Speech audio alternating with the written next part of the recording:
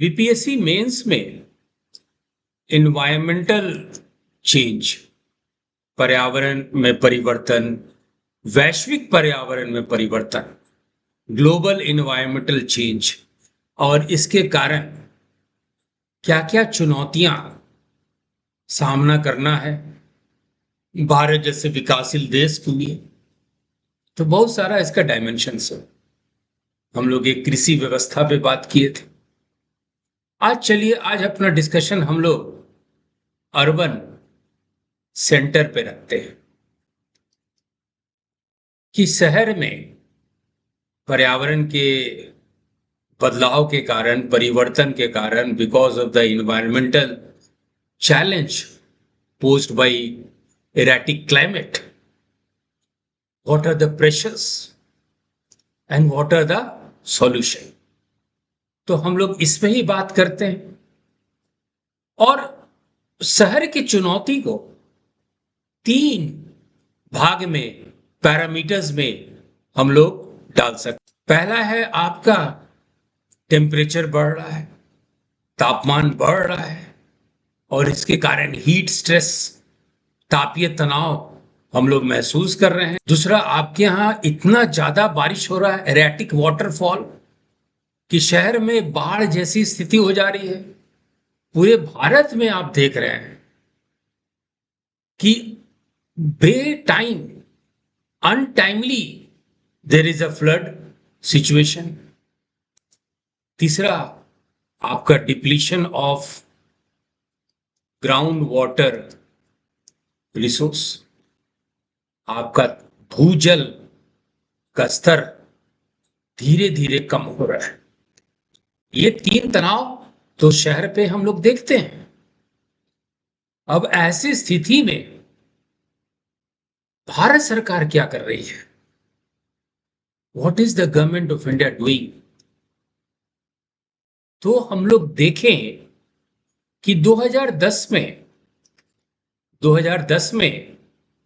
there was a mission, National Mission on Sustainable Habitat, राष्ट्रीय सतत आवास मिशन।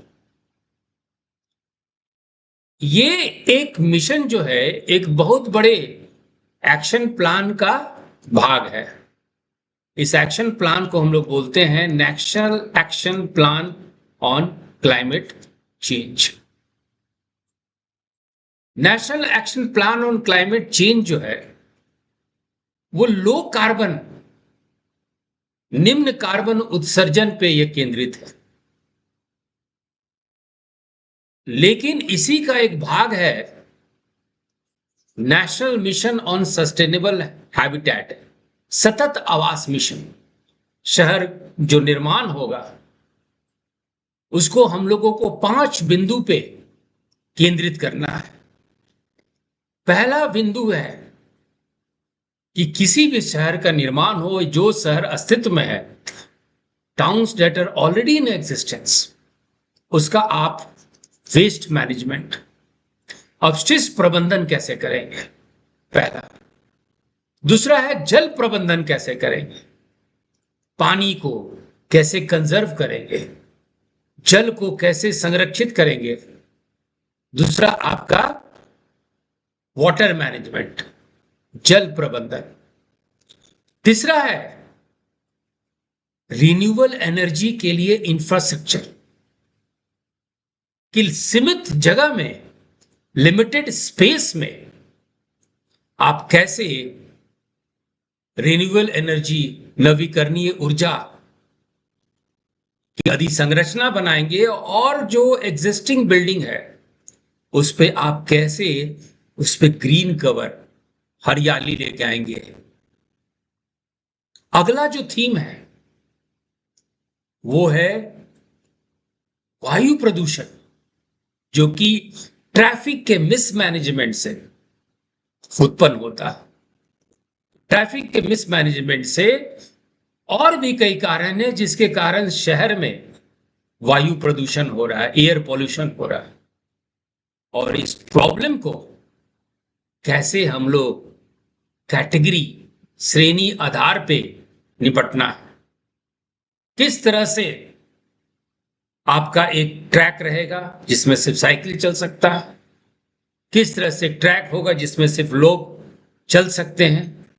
और यहीं से कॉन्सेप्ट आता है स्मार्ट सिटी मिशन का, अर्बन सिटी मिशन का, कि अब हम लोग शहर का निर्माण, उसका प्लान, अर्बन प्लानिंग कैसे किया जाए कि पूरा शहर हरियाली हो, आपके यहाँ जैव विविधता संपन्न हो, बायोडाइवर्सिटी आए। 2015 से यदि हम लोग 2015 की बात करें तो 2015 से जब भी शहर में निवेश की बात होती थी, जब भी शहर के निवेश की बात होती थी, इन्वेस्टमेंट की बात होती थी, गवर्नमेंट दो चीज पे ध्यान देती थी। एक सस्टेनेबल डेवलपमेंट, जिसको हिंदी में हम लोग सतत विकास कहते हैं, और दूसरा क्लाइमेट एक्शन, मीन्स जलवायु संबंधी आप क्या कार्य कर रहे हैं। और इसके लिए ministry of housing and urban affairs एक असेसमेंट चार्ट बनाई और इसमें इंटरनेशनल मानक के अनुसार हम लोग को शहर में ग्रीन, सस्टेनेबल और डिजास्टर रेजिलिएंट अर्बन हैबिटेट बनाना है। हरित, मानव, आपदा रोधी शहरी आवास का निर्माण करना है। 2015 से भारत में यह ट्रेंड चालू, और इसी सिलसिले में, इसी राह पे आपका एक नया प्रोग्राम आया, एक नया मिशन आया, जिसको कि हम लोग Atal mission for rejuvenation and urban transformation कहते हैं, अमृत योजना, अटल कायाकल्प और शहरी परिवर्तन मिशन। और ये मिशन भी पर्यावरण के अनुकूल शहर का निर्माण की बात की गई। ये सारे अभियान के कारण आज भारत में करीब 5070 एकड़ का ग्रीन स्पेस है, 2438 पार्क का निर्माण हुआ है, और शहर में environment friendly modes of transport, पर्यावरण के अनुकूल परिवहन और बुनियादी ढांचे का निर्माण का प्रोत्साहन किया गया है। आपके यहाँ 493 किलोमीटर ऑफ वॉकवे और साइकिल ट्रैक बनाया गया है। देखिए, इस तरह से भारत में ये ट्रैक है। आप यहाँ से इस ट्रैक पे आप पैदल जाइए, यहाँ पे ग्रीन ट्रैक है जिसपे आप साइकिल से जाइए। इस तरह से पूरे भारत में 493 किलोमीटर का एक नया अधिसंरचना इंफ्रास्ट्रक्चर का आपका अमृत योजना 2 आया। इसका उद्देश्य था कि जो शहर में जो लोग रहते हैं उनके जीवन को सुगम बनाना। कहने का मतलब है कि ईज ऑफ लिविंग पे ध्यान दिया गया। ईज ऑफ लिविंग में क्या ध्यान दिया गया? वाटर सिक्योर सिटीज, मीन्स सुरक्षित जल लोगों तक मिले। कैसे जल को सुरक्षित किया जाए? How to secure water in the cities? Through water conservation, through water augmentation, through water rejuvenation. और इसके लिए क्या किया गया है? इसके यहां जितना भी आपके घर से नाली से पानी निकलता था, नदी में जाने से पहले उसको ट्रीटमेंट अब किया जा रहा है, शुद्ध किया जा रहा है, ताकि इस पानी को इस्तेमाल किया जाए। दूसरा जो सबसे इंपॉर्टेंट कॉन्सेप्ट आया है वो आया है वर्टिकल गार्डन का, वो आया है ऊर्ध्वाधर उद्यान का। ज्यादा से ज्यादा गार्डन का निर्माण हो। क्यों? ताकि कार्बन एमिशन कम हो, वायु प्रदूषण कम हो, और इसके लिए जीवित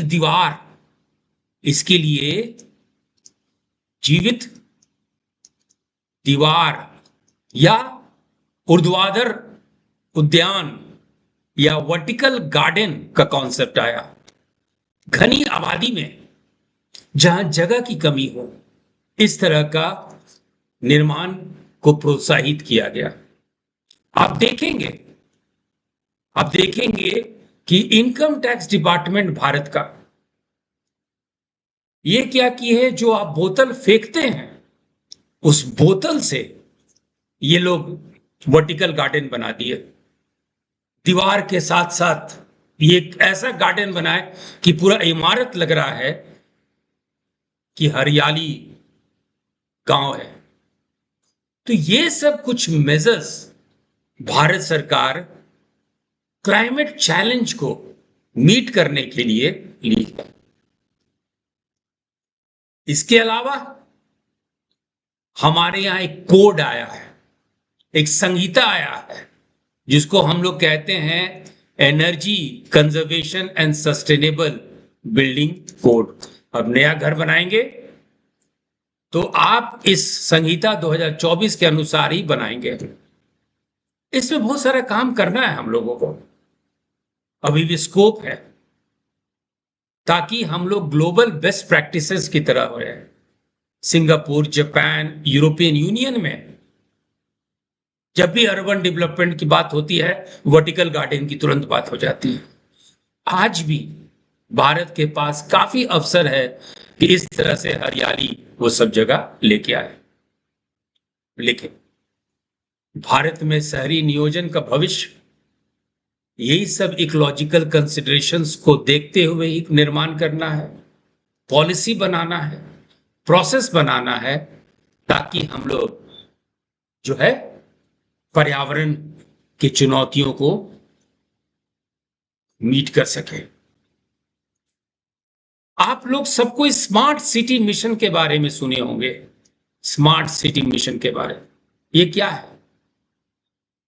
इसका 3 कॉन्सेप्ट है। लाइवेबिलिटी, जीवन क्षमता, इकोनॉमिक एबिलिटी, आर्थिक क्षमता, और तीसरा सस्टेनेबिलिटी, जन केंद्रित दृष्टिकोण। और यहां पे जो भी इसमें एक पार्ट है कि जो भी शहर नदी के पास है, उस नदी के पानी को, उस जगह को कैसे मैनेज किया जाए। और इसके लिए 2021 में प्रोग्राम आया है रिवर सिटी अलायंस, कि किस तरह से जो शहर नदी के किनारे है, ये किस तरह से उस जगह को डेवलप किया जाए। पटना में जो मरीन ड्राइव है, इसी प्रोजेक्ट के मार्गदर्शन में ये बना है। तो इस तरह से बच्चों, आप लोगों को क्वेश्चन को अटेम्प्ट करना है, ये सब नई चीजें, नई पॉलिसी, ये सब बताना है। अब आप बताएं कि बीपीएससी मेंस के लिए नेक्स्ट टॉपिक हम कौन सा डिस्कस करें। जैव विविधता, बायोडायवर्सिटी पे, कि आर्थिक भूगोल पे, कि मानव भूगोल पे, कि अर्थव्यवस्था पे, कि साइंस एंड टेक्नोलॉजी। ज्यादा से ज्यादा न्यू व्यूज, न्यू आइडियाज आपके पास पहुंचते रहे, इसीलिए लाइक करें, कमेंट करें, शेयर करें एंड सब्सक्राइब करें। Thank you.